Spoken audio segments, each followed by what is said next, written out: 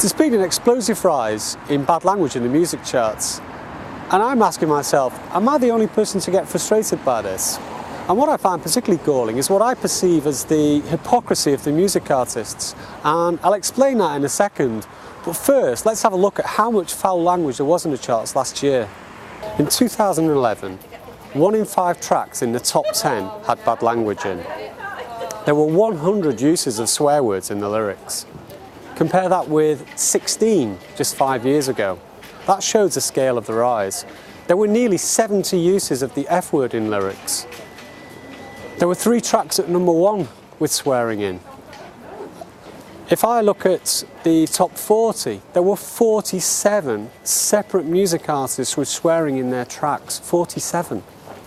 There were 3 tracks in the charts that actually had swearing in the title of the song. Bad language is reaching epidemic levels. Yet bad language is hardly new, and bad language in music is hardly new. So why the significant increase? Why the rapid growth? It's because there's a cosy sham alliance between the music artists, the music companies and the radio stations. It used to be the case that a music artist had to weigh up the pros and cons of swearing on their track. Yes, it would give them a bit more credibility with a young audience, but they would also have to trade that against lower airplay. That choice no longer exists. These days, the music artist can swear to their heart's content, and many are. Frequently, there are tracks with 10 or more swear words in one song. The music company produces 2 versions of the track.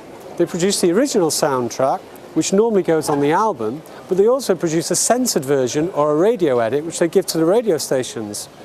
The radio stations play the censored version, so the track rises in the charts. But then that means children are then downloading which version? The original soundtrack or the censored one? I wonder. I don't think that's one we need to ponder too long. Look, I'm not trying to be Mary Whitehouse about this. If a music artist wants to swear in their music, fine, let them swear. If artistically it's really important to them, fine, get on with it. What I object to is producing a censored version.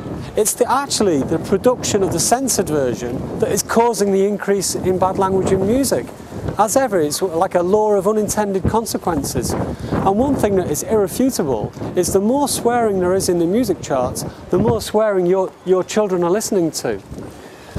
This is why I've written to Ben Cooper and Chris Humphreys at BBC Radio 1 and 1 Extra, calling on Radio 1 only to play the original soundtrack. Play the original soundtrack or nothing, but stop playing the radio edit. I've also written to Ed Richards at Ofcom, and next week I'll be writing to the Right Honourable Jeremy Hunt, the Secretary of State for Culture and Media. There's too much hypocrisy from the music artists, and I don't think we should put up with it. There must be other people that are annoyed by this.